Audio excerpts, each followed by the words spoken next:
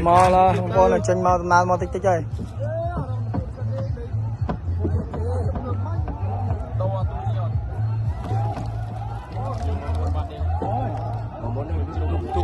vì một môn đây vì môn chứ đi coi tập xem sân đây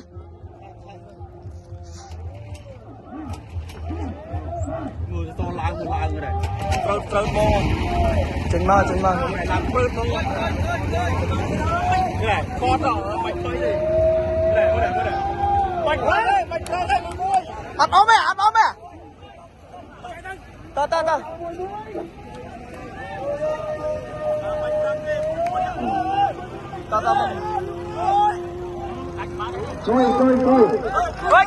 coi so nó rồi tận so chơi và tranh tay bằng rồi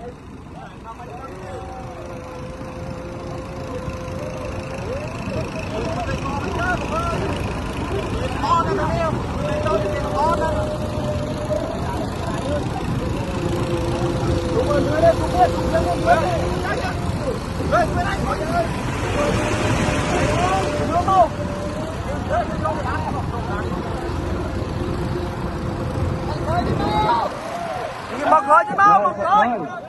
khơi tới